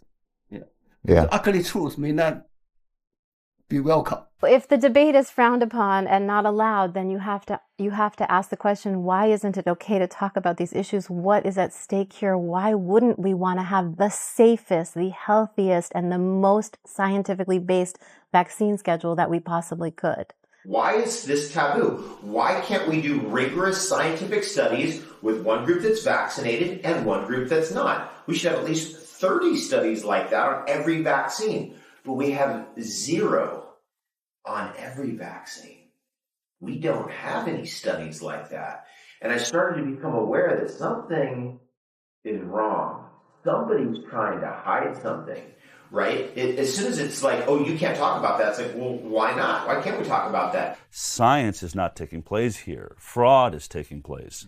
And we've got to get back to science. We've got to get back to demanding science take place. When, what I find fascinating when I question doctors and pediatricians that are involved in this, and you're within a minute and a half, you realize that their entire understanding of vaccines is just because they told me so, just because they said it's safe because they told me it was. Well, do you understand how a vaccine works? Well, I know how to give a vaccine. No, but do you know how it works? Do you understand that it's not going through safety testing? Do you realize it's not categorized, a vaccine is not categorized like a pharmaceutical drug, that it doesn't have to go through the same safety tests, it's being rushed down the market? Well, no, but I mean, it's safe. And they just keep repeating this line. You're like, oh my God. You know, these poor doctors really, in a way, have spent a fortune on an education that has robbed them of actual information. Right. And so you realize this fraud and this mantra of vaccines are safe. Don't talk. Vaccines are safe. They're safe. They're safe. They're efficacious. I mean, it's just not true. It's like saying the sky is blue, and some people come up and say, "No, it's not blue. It's it's green, and it's pink." I don't care how you spin it. The truth is the truth. Right. It's blue. Okay, you can describe it as azure. You can say it's sky blue. What? It's still blue. You can't say it's green. You can't. So a lot of people will say, "Oh, well, that's a controversial subject, Dr. Buttar." There's no controversy about the truth. You can doubt the truth and say, "Oh, it's not the truth," or "It's controversial," but it still remains the truth. Just by labeling it something else doesn't change the truth. So when the whole measles outbreak occurred in January of 2015, and I say outbreak very loosely, it turned out to be about 150 people infected with the measles virus, and just about all of them recovered fully. One person, unfortunately, did die from the measles. That person was highly immunocompromised, very sick, and only on autopsy was it shown to have measles. But what happened with me was when a friend of mine called, she's a PR representative, and she wanted me to go on NBC, the local affiliate in Phoenix, to talk about the measles outbreak. So I went on NBC, did my piece on there, and that led to a lot of commentary on the Arizona Republic website. And that commentary was large part negative. People were very upset. They were immediately calling for my censorship, for my license. If you offend the powers that be, if you offend public health, if you offend the pharmaceutical industry and threaten their bottom line, as we did by calling into question the safety of MMR, there is no price that you will not pay. That's it. It isn't, people talk about conspiracy theory. This is just ruthless pragmatism. We will destroy you in order to protect our bottom line. And that's the way these people operate. There have been ramifications for me professionally for making the decisions that I've made, because choosing to not vaccinate on the schedule. I used to be affiliated with Children's Hospital Boston, which is a very conventional institution. And they have a program where pediatricians out in the community can bring medical students into their office and sort of mentor them for a couple of days. It's really only a couple of days a year. But of course, I would be talking to my patients about my philosophy and the way I do things in front of these medical students. So after a while, word got back to the powers that be over at Children's Hospital Boston that I wasn't vaccinating on the schedule. So the first thing they did was to tell me that they didn't want me participating in that program anymore of mentoring medical students, because, hey, they didn't say it in this way, but it's like, we don't want our medical students hearing an alternative philosophy or hearing a different point of view. So mind you, it's not that I was forcing anybody to not vaccinate on the schedule. Parents were coming to me with their children because they wanted to not vaccinate on the schedule. I was offering an alternative. There's certainly 1,001 pediatricians out there who would, vaccinate them, by the guidelines. So I stopped having these medical students in my office. So the next thing that happened was the next time, every year or maybe every 2 years, you have to re-credential with the hospital so that you can be on their roster, so that your patients can go in there if they're sick, and so that you can be affiliated with insurance companies and the patient visits can be covered. So they told me they weren't going to allow me to stay on their list of affiliated doctors because of this issue, which would mean that I couldn't be affiliated with Blue Cross Blue Shield or some of the insurance networks. So it was really a form of marginalizing me, blacklisting me for this choice that I had made. Sure. So there's ramifications for doctors who are making these kind of choices. Dr. Wakefield, Dr. Wolfson, and Dr. Levitin are just three of literally hundreds, if not thousands, of doctors that have suffered professional ramifications for attempting to facilitate discussion about vaccines and for giving their patients the freedom of choice not to follow the CDC vaccine schedule. When debate and scientific questions are not allowed to be asked, when ad hominem attacks are rampant, and when name-calling is pervasive, the subject of vaccines almost becomes more of a religious type of a debate as opposed to a rational scientific debate. It's gathered an extraordinary momentum, taking on the life of a religion rather than any kind of science or primary public health measure. It's a sacrament in the Church of Pharmaceutical Mysticism. It is not a real scientific endeavor anymore. It's about the holy grail attempt, if you will, to achieve artificial antibody stimulation. Or they might claim that the antibodies are real, but they're not the same thing, and they don't provide the same level of immunity should you acquire and encounter the disease in the natural state. And that's a big problem, but they'd like us to believe that it isn't. It is such a religious belief that when you present a physician or somebody who believes it and doesn't know why they believe it with contrary information, they immediately get very defensive and angry and incensed and furious. And I understand that because it means that everything they have been taught to believe is topsy-turvy and really messed up. And if that's true, then they've been lied to. I mean, they're not consciously thinking.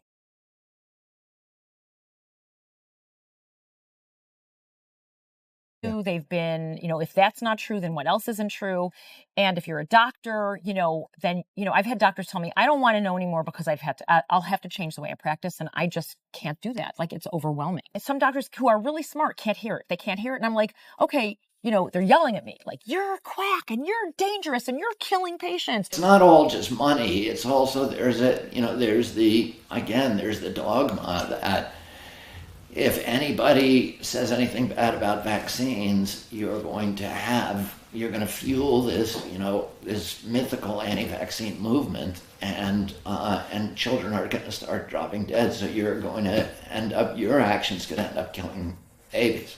This is the most grounded, firmly entrenched belief in preventive medicine and health and conventional medicine, that this vaccine are crucial to be healthy. And in my belief, it's nothing could be further from the truth. How is it that the opinion that all vaccines are safe and all vaccines are effective has become so firmly entrenched in our society that it's not even up for debate? This network president told me that if one of his talk shows allowed me on the air, that he would fire the host. This person is a friend of mine.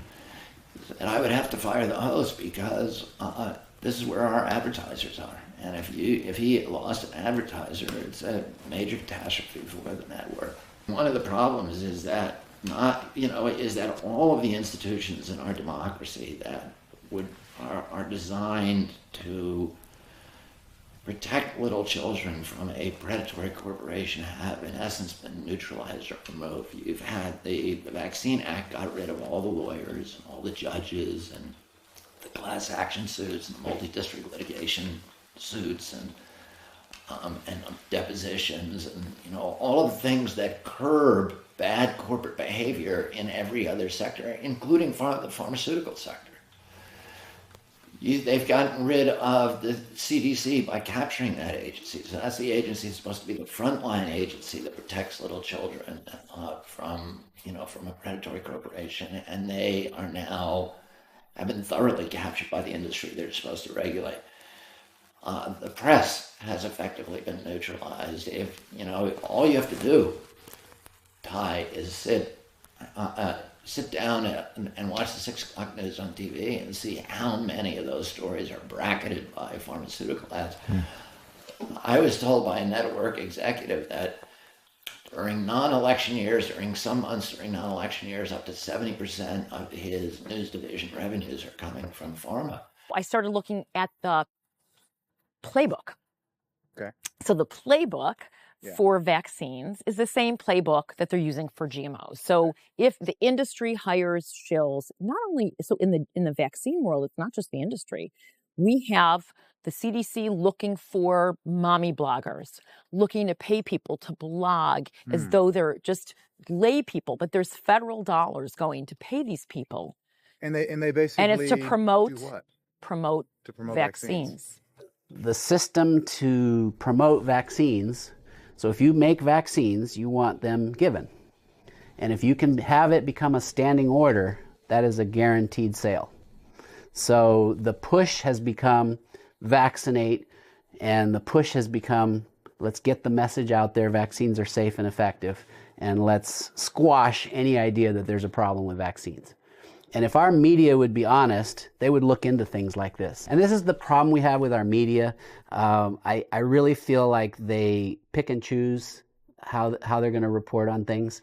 If there's something that's along the lines of vaccines are safe and effective, you hear about it immediately. I read studies all the time that should be headlines, and nothing. It effectively locks out any kind of debate that you have, not just in the major networks, but also in the so-called alternative media, which is supposed to be the antidote to the corporate control of our country. Places like Salon and Slate and Huffington Post and Daily Beast and Mother Jones. Also, those media outlets will not cover this debate. I think it was Malcolm X said that the greatest power of the press is the power to ignore, and that's what we see in this sphere. The power to ignore those who question vaccines and not cover the debate is an enormous power. But just because the press has the power to ignore, we refuse to ignore the topic of vaccines. Please remember, when we discuss pediatricians and doctors in general, we're talking about lots of good people, noble people, in a noble profession. I'm convinced that 99.9% of every young adult going into medical school have a heart to serve, have a heart to help. I do believe there are some people out there in it for the money, but by far, most kids are in school trying to do what's good, and then they get indoctrinated. And you look at the research, and then you look at the textbooks, and everything is formulated in a very biased way to convince people to one direction. So you graduate after really being brainwashed for 8 years.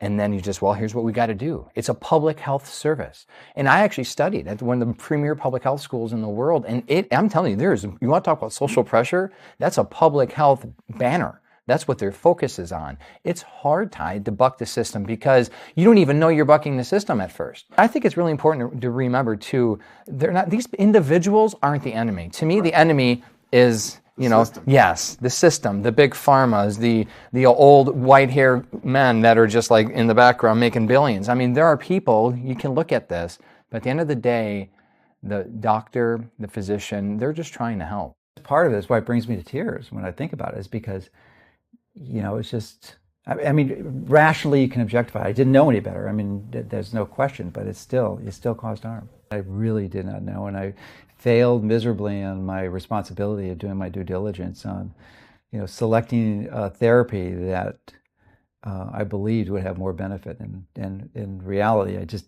did not do my homework.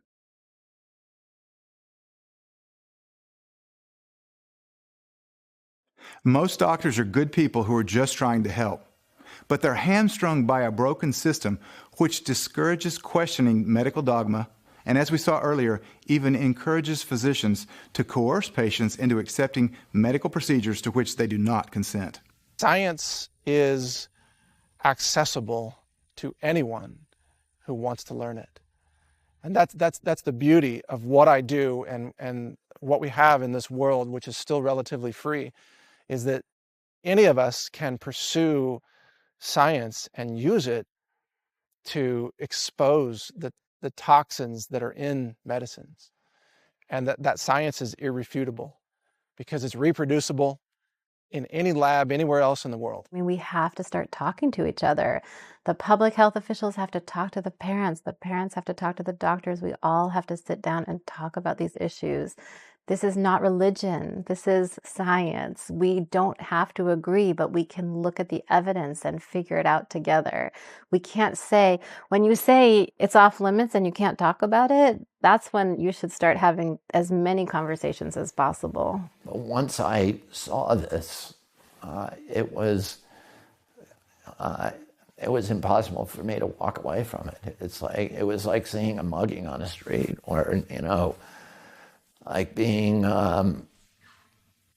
just seeing some horrible atrocity. Like watching having been down at the train station in 1939 in Warsaw or Berlin and seeing, people shipped off to the camps, and then you have to make a decision about whether to put your head down and pretend you didn't see it and protect your career, or whether you're going to speak up about it. And, I felt like I didn't have that choice. I hope you've enjoyed the first episode of The Truth About Vaccines. We have 6 more episodes coming your way. Tell your friends and family, and tune back in for the next episode. Thank you, and God bless.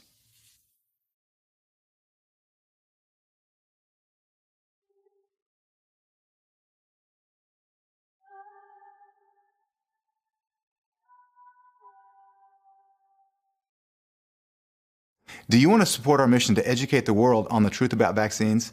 Then help us spread the word by clicking the links below and sharing on Facebook, Twitter, and all the other social media sites. Your support makes a huge difference in how many people we reach and ultimately how many lives are saved. Thanks in advance, and please click the links below to help us spread the word.